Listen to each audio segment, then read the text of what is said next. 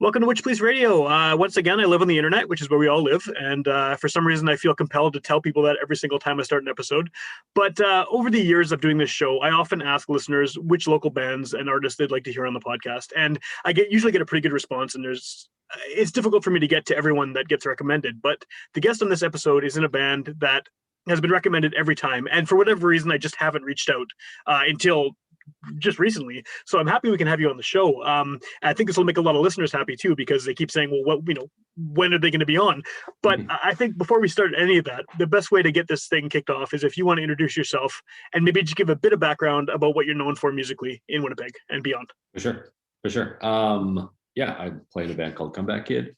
We started the band 21 years ago in year 2000, and we put out 6 albums, and if all goes to plan, we'll put out our 7th later this year. Right on. Not sure exactly what month, because there's a lot of balls in the air right now with this whole pandemic, light at the end of the tunnel, whatever thing going on right now. So. Well, and I think that maybe it's interesting to talk to you because, I talk to artists at varying levels of success. It could be someone who is playing basement shows, maybe 3 shows ever, and this is their first time, and they're on the podcast, or someone like you who's, doing world touring when this pandemic hit. So it's affected everyone, but it's affected, I think, different people in different ways. And so I imagine that for you guys, getting this kind of news that everything's shutting down was very different than it would have been for, some very small band that wasn't playing a lot of shows. What was that situation like for you when you kind of got the word that it was all ending? Well, I guess that was the thing. We didn't really get the word that it was all ending. It was like, this tour you have coming up doesn't look like it's going to happen. Right. Hopefully everything settles down, and because when it happened, when the first tour got canned, I think that would have been mid-February or something like that we kind of made that call for. Well, it might have even been a bit later. I can't even remember. But this is for a Southeast Asian tour that was supposed to happen at the end of March, beginning of April. Right. And we, as that was kind of, as we're watching the news and whatever, our agent was like, we should probably talk about this because things are looking pretty bad out there. And every couple of days, it just became more obvious what was going to happen. So everything just started getting pushed back, and we're like, well, at least we got that May tour, so hopefully things work itself out in April and so on. So just became more obvious every week that this is going to be a lot longer than anybody anticipated. Sure. Well, and having been in the band for 2 decades, I mean, this has been your job for forever, right? I mean, so it's it's a very different situation, I think, than someone who's just doing a band part-time, and working another job on the side. So what was it like to sort of have everything come to a grinding halt? Eventually, once you realized that these tours weren't going to happen, the next tour postponement was going to happen, and so on. It obviously affected the band's plans in a huge way, but how did you get, I guess, from there to now finally being able to be in the studio and record new material? That was kind of part of the overall plan. We're not really write out the 18-month or 2-year plan kind of band, but I mean, we all have to put out records, and our last one was out in 2017, so we are due. So I think, if I remember correctly, our original intention was actually to write, well, I mean, everybody's always writing, but to kind of get together and solidify the songs and record and put the album out earlier than we are now. Oh, really?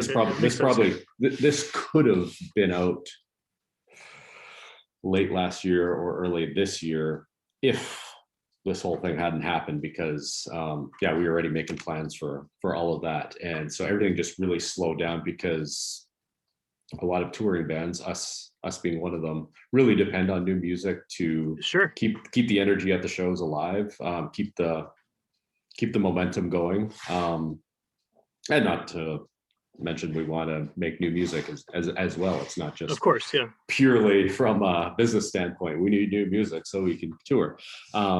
But we actually slowed things down, to do this. So is this the longest time you've had without being able to play a show in the history of the band? without question. Not Yeah. even like, yeah, not even. I mean, from the day I would have played my very first show in the mid '90s, I've never gone this long without playing a show by Yeah. far. So what's that like? I guess in terms of just the dynamic of the band, because you guys aren't with each other every day like you would have been touring and constantly, getting rehearsals in the sense of just playing shows all the time and having that again, you've been together for 21 years, so I'm sure a lot of that's muscle memory at this point. But was there a bit of a learning curve, kind of getting back to recording new material, just because it had been so long since you've been actively playing? I think. I don't think it was too different because the last few records, like we don't all live in the same city. Right. So, I mean, the first few records, we just basically wrote everything in my basement in my other house. We'd get together and whatever, and wouldn't really demo things the way that we do now. Like now everybody's got a laptop with GarageBand or whatever. Right, sure, and sure. we can send each other our ideas that way, kind of build off of them. So, I mean, yeah, we had sent each other our ideas, and then we blocked a couple weeks to get 3 of us together. Okay. To kind of build off of that, and then we did another session with everybody for a few weeks just to really get it together, and then we went to the studio. Okay. Well, it sounds relatively smooth, right? I mean, yeah, I mean, I'm making it sound way smoother than it actually was, because there's a lot of stuff that happens when you're working on music with several different writers, right? Sure. Yeah. Everybody's, you butt heads, and you're amped on a song, and then all of a sudden you're not amped on a song, and yeah. But yeah. Well, I don't want to dwell on the pandemic too much because everyone's sick of talking about it, myself included. Yeah. But I mean, one of the things that I was wondering, especially with a band like yours, is what do you sort of foresee happening when shows start coming back? Because I know, to be honest, it's been about 15 years since I saw you guys live. But even then, it's a very seeing you live is an experience, right? It's a very kind of it's a part of it. Just that presentation, the way the crowd reacts, the way that you interact with the crowd. And assuming that things roll out where, there'll be socially distanced crowds or maybe 50% capacity, things like that going forward, how does that affect how you sort of present the music that you play? Without having that necessarily the same reaction that you could get from a packed house. Yeah, I think it's gonna be, it'll be a learning curve for us, because we're the band, even though we've been, like, I'm 45, and we're all getting older, but we're still that band that argues with the venue about a barricade. It's like, if there's something separating us from the audience, we're trying to do whatever we can to get that removed. Sometimes we're successful, most times we're not. So this is going to be, it's going to be different. But I think the cool thing about it is everybody will kind of understand, and we're all going to have to adapt, crowd and band. Because they know it's not us trying to be rock stars, trying to distance, don't step on my pedal board, don't knock over the mic stand. We're not that kind of band. Like, it's we want our stage to be your stage, kind of thing. But we also feed off that energy. Like, it's to go onto a stage in an empty room, you can't vibe the same way. So if it's going to be like a 400 cap room, that's now going to be a 100 cap room where everybody has to be seated, and there's people watching to make sure people don't get out of their seat, and it's it's going to be a weird vibe. But I think I'm looking at it optimistically, in the sense that it's not going to be the same as it used to be, but I think people are going to work with us and understand. And hopefully we get back to that place where we can spit on each other again and be fine with it, Yeah. Well, I think there's a hunger for people to see live music just in general, right? So people are, audience and bands will put up with whatever it takes, I think. A lot of us are willing to give up a lot just to go get back into that room in some capacity. Yeah, for sure. Well, hopefully it happens sooner rather than later too. Yeah. But I mean, that's, nobody knows at this point. No. I do wanted to ask you some stuff about your the new record you're working on, but I was also curious about the single you put out with the Midnight Oil cover. on it Yeah. because when I saw that, it was just bizarre. I love Midnight Oil. I've been a big fan since I was like 10, and I've been listening to them ever since. And so the fact that you guys did that was super cool, and it was very unexpected. I think, stylistically, to have Comeback Kid covering sure. Midnight Oil. What was the background behind that? Like, I mean, it's a really cool cover too. It works surprisingly well. Yeah. Thanks. It was funny because we kind of, when we're recording, we always kind of hope to have an extra song or two, or maybe a cover, like we've done a cover or two in the past. Well, you did an SNFU one recently too, right? Yep, we did an SNFU one recently. We also did a Nirvana cover a little further back. Oh, Territorial Pissings, right? Yeah. Okay. Yeah, so with this one, it just kind of came up randomly because Andrew just kind of threw the idea out there, and I was like, that's hilarious, because like on my phone I have a list of like, I don't know, 20, 30 songs that I think are coverable for us. Okay. Some of them are kind of reaching a little, but that happened to be on my list as well. So I was like, hey, I'm all about it. Let's do it. Because there's just something about that chorus that I've heard for many, many years that just is so whatever. But the hilarious thing is, or maybe embarrassing thing is, I didn't know what the lyrics were about. I didn't know what the song was about. And then when, don't have to take too long to get into that. And I was like, we were just like, oh wow, there's it's really fitting, right? There's a Canadian Australian connection here, because it's different but the same. Yeah. So yeah, we were just like, and then I emailed Peter Garrett.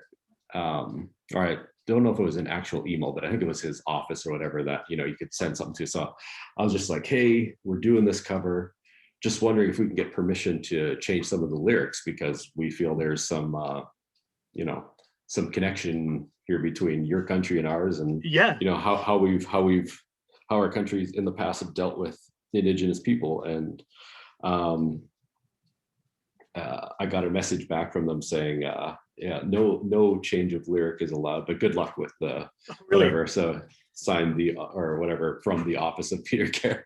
We didn't get the permission to go from like the what's that four-wheeled vehicle they talk about? I can't remember what it's called, but we couldn't like put a snowmobile or whatever. I was doing a lot of research on things that we could like swap out. That would be like sort of the Canadian equivalent. But anyways, we recorded it. It turned out really well. It's cool. I think Andrew's voice, totally does the song justice, even though he sounds completely different. And very different style. You tweak the harmonies in a different way. But we just found a way to make the chorus like driving and droning in a different way, but still that didn't like make it sound like a different song. But it just kind of gave a bit of our own sort of flair to it or whatever. Well, that part, even in the original song, right before the chorus, is pretty heavy anyway, that kind of little pre-chorus bit, and it totally makes sense. It's kind of interesting that that a Winnipeg band is covering Midnight Oil, because on one of their live albums, it actually starts with a clip of a powwow like recording of Indigenous singing in Winnipeg. And that always blew my mind when I was a kid, because I have this tape still, right? I still have it. And it's got this credit on there, and it's like, thanks to, whoever the names of people in Winnipeg, Manitoba, Canada. And so it's just a very strange, turnaround that. That's interesting. Yeah. So what was the reception to that song? I mean, from listeners, because it's, I don't know how much of your audience crosses over and listens to both. I'm sure there are some, like I'm one of them, right? But that's one of those songs that I think is big enough that people just are kind of, whether they're a fan of it or not, they're familiar with the song to some degree. I think at least if you're probably in a 30 plus crowd, maybe not the 18 to early 20s, maybe not as much, but it was great. And the only time we've ever played it live was in Australia. Oh, cool. Yeah. Which was actually the last thing we did over New Year's when it flipped from 2019 to 2020. We did 3 shows down there, and we were feeling pretty compelled that we should learn how to play this live, because we never even practice it live. We just kind of like broke down our parts in the studio. It was a little more of a last minute move when we were recording it. We did it, and it was cool. What is well received down there? Good. Well, I hope so. I'd imagine it would be surprising for them anyway. I mean, we could have also completely screwed ourselves over by offending them. They're like, what did you do to our Our nation's national greatest heroes. song? Yeah. Well, what you just said a few minutes ago about kind of the age range of listeners, like now that you've been a band for as long as you have, who's your audience? Because like, I'm almost 40. I've been listening to you guys for a long time. Like I said, I think I first saw you live about 15 years ago, or last saw you live about 15 years ago. And I'm also in Winnipeg, right? So I mean, Right. you were a band that was around a lot when I was going to a lot more shows. Do you have kind of a bead on who your listeners are at this point? Are there a lot of people who have gone with you throughout the whole 21 years? I think my observation is that it kind of ranges from country to country, maybe continent to continent. Sure. Like I would say our oldest crowd is in Europe. And there's a lot of people that I would say came to some of our first tours in the early 2000s that are still coming to our shows. Not as much in North America. Canada, maybe a little more so. In the States, that's probably our youngest crowd. Okay. It just seems like not everybody, but a lot of people check out when they get into their mid-20s out of hardcore, and yeah, maybe they're still into it, but they don't come out to shows nearly as much as I notice in other countries. So okay, yeah, those would be the two contrasting ones: States youngest, Europe oldest. Huh.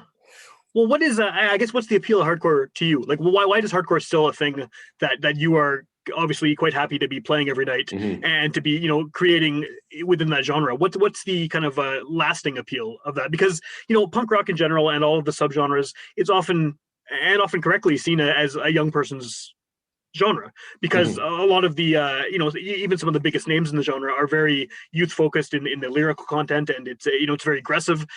What has worked for you with hardcore that you've stuck with it as long as you have?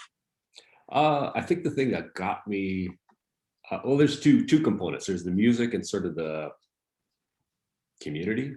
Okay, yeah, sure, yeah. So from the music side, I still love the energy. I love the like, for so many of us, it's like it's an outlet. Like I'm a bit of an introvert, but it's like my time to do stuff that I wouldn't do, like yeah, it's just a way to blow off some steam or whatever. I love the energy.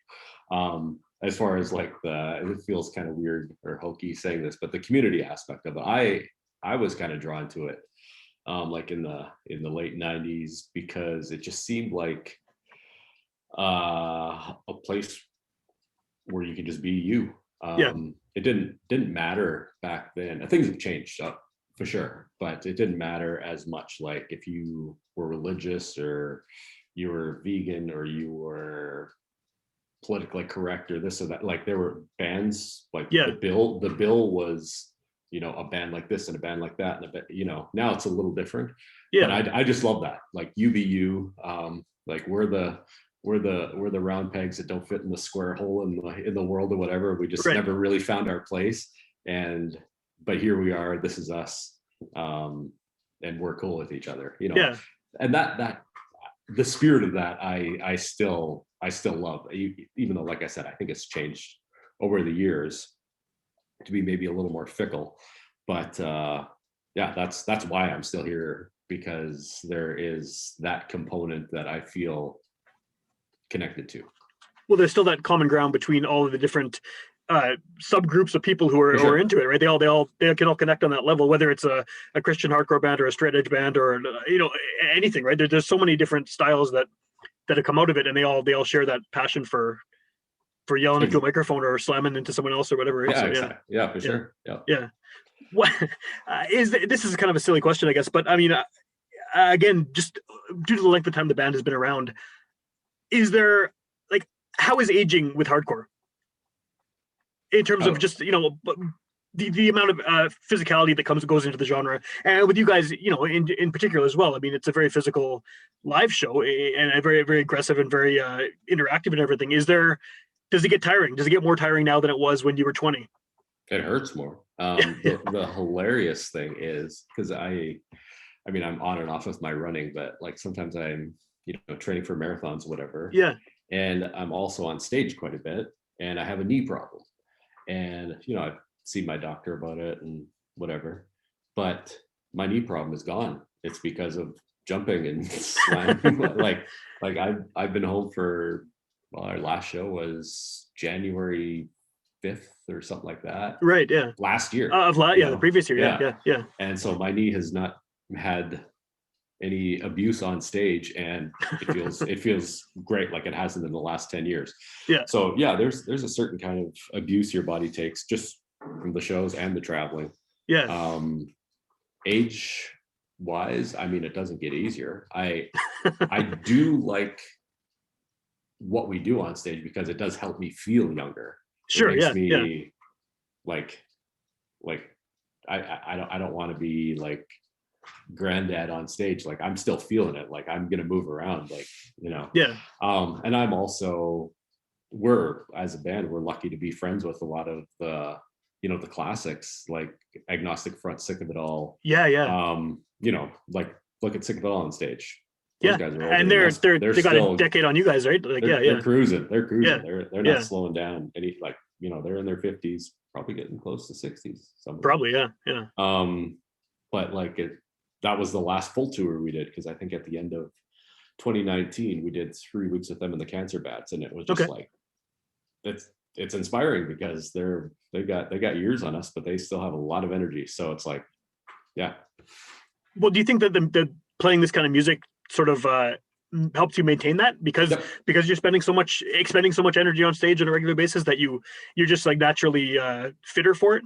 Yeah, I think that's fair. That's a fair observation because like it kind of helps you, just being on stage with these other bands kind of inspires you to keep it going. Like you're not trying to outdo each other or anything. Yeah, of course. Like, yeah. That the energy is still in the room. Cool. Yeah. What can people who've listened to you for a long time, what can they expect from this new record that you're working on? I'm sure it sounds like Comeback Kid, but what's I guess what's different or new about it that people may be looking forward to? See, we're in an interesting position now that we've never been in before because it's all been recorded. We finished up in what was our last day? I think March 19th or 20th or something like that. But we still haven't got a mix yet. Okay, so you haven't heard it back yet. So we're mixing it with this guy Will Putney. So yeah, it's been a month and a half, 2 months, and I have made a point of not listening to what we've recorded because I don't want to get what we call demoitis, where you just get really married to us, like because we just did a quick board mix with all the songs with John Paul before we left the studio, just to get the levels kind of to where we want them and whatnot. Just because we can't go to New Jersey and mix with the guy, which is the first time we've ever been able to be in the same room mixing. Because sometimes it's nice just to be like, could you put that up half a dB just so we can hear it? Put it down. It's going to be so difficult once we actually get going, but he's backlogged, whatever.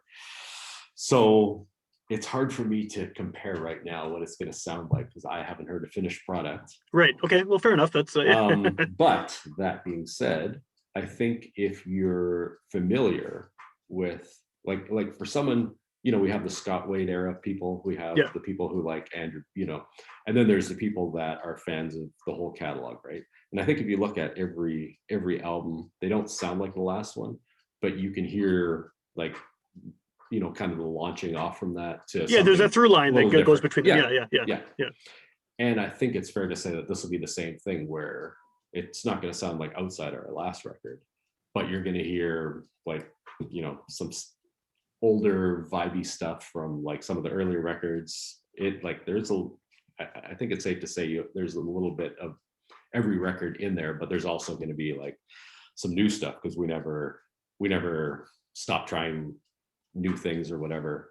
I'm sort of the what would be the right way to describe me? I'm the one that's usually pulling on the reins, like, that's a little too, sometimes I'm scared to venture into different territories. So I don't know if that's a good or bad thing. But well, you got something that works, right? You don't want to, you don't want to go too far. Yeah, exactly. I don't want to like deviate, but I don't think that happened on this record. We definitely experimented with some different things, which we always do on every record. Yeah. So there's going to be some slightly different sounds, but nothing crazy. Like, It sounds like you guys. Yeah. But hopefully the the best sounding version of us, because we spent a lot of time on this one. So Right. Well, and you would hope, I guess, over the time that you've been a band too, that you would progress in some slight way each time. yeah, you put you it on the want record, to, right? Yeah. you want Yeah. to, but we can't allow ourselves to be the judges of that. Everybody else will be the judges of that. Yeah, sure. Yeah. Well, I'm looking forward to hearing it when it comes out. And I'm sure a lot of other people are too. Me too. Yeah. Yeah. I'd love to hear him That's next. right. Yeah. Yeah. Yeah. Before I let you go, you've probably not been asked this question before, but one of the things that kind of I've been thinking about recently is that, I've been doing this show for 8.5 years now. I've talked to a pretty wide range of local artists from, whatever genres and You've got everybody covered. From age 18 to 70 or something, right? Yeah. But what do you think it is about Winnipeg that I've asked a lot of people this, and I don't think there is an answer to it, but I'm just curious what your take on it is. Does Winnipeg have a sound? And what is that sound? And the reason I ask is because I think that listening to anything from hip hop to country to hardcore, there's always something kind of inherently Winnipeggy about music from here. And I've never been able to place what it is. I'm just wondering if you feel that as well. Is there sort of, something that feels Manitoba about music from here? That's a good question. I thought you were going to ask me a slightly different question, but now I have to think a little harder. What was the question you thought I was going to ask? Well, I usually get asked the question of like, why is there so much music that comes out of Winnipeg? And right. Quick answer is, well, we have harsh winters, so we're in the basement, and in the summer there's mosquitoes, so we're inside. So that's in the basement again. My joke answer. Well, this is a variation on that. It's similar, right? But yeah. This one I have to think a little hard. Is there a like, one thing I do notice about Winnipeg bands, especially local bands, is there's because we're a bunch that likes to make some self-depreciating humor about ourselves in our city. Yeah. But there's also a little bit of pride in that. Like, there's something we're proud of being able to pull off because we're from Winnipeg. Yeah. And I think some of that is isolation, because once, like, I didn't realize how isolated Winnipeg was comparatively until I started touring. Yeah. Because like you go to the East Coast in the States, and it's like, we're touring with bands from out there. I'm like, you guys have it so good. You can literally have full-time jobs and just do weekends. Yeah. And play like pretty much every weekend and never have to drive more than 8 hours from home. And you can do the whole year like that. Like, for us, like we're 8 hours from anywhere, right? Yeah. Yeah. Like Regina's 5-6 hours away, and then the next biggest place is Minneapolis, which is 8 hours away. Yeah. Seven or eight, depending on how fast you drive, maybe 6. Yeah. But yeah, it's we don't have the luck. So I don't know. There's something about the isolation that I think I mean, I can't put my finger on it either, but I think there's something though, right? There's like this weird combination between maybe a bit of a sound and sort of this self-depreciating humor mixed with a little bit of pride. Like, we're a little different, but we can still do this. Yeah, we got it. And it's kind of inspiring, I think, to a lot of people. I think it's almost that we talk shit about our own town all the time, but as soon as someone else says anything negative about it, everyone in Winnipeg has their backs up. Yeah. So I think that's what you're saying with the self-deprecating humor and the pride too, right? It's And I also get it when people shit on Winnipeg. Like, for sure, yeah. Winnipeg, like, you have to see it through a certain lens, and it's like, I don't expect everybody to get it. It's most people won't. Yeah. No, but every now and then, like right now, because I can't do this, I'm doing a lot of Uber driving. So I actually drive a lot of people. Most of the people I drive are from somewhere else. They've come from a different country, or people have moved here from sometimes Toronto, back, and I'm like, I met someone, and it's actually not that bad. I like it here. Like, where you're like, I couldn't do this where I'm from because there's no way I could have, like, I live in a $300,000 house out there. It's 1.2 million, or whatever. Sure, yeah. And it's like they found sort of where they fit into the city. And I think that's kind of how I see this city. It's like, if you find something about it that's kind of like unique and beautiful, and you feel connected, it's absolutely home. But a lot of people, they don't have that, and I get that too. It's like, Winnipeg is it's an odd place, but it's also a rad place if you find your place. So. Totally.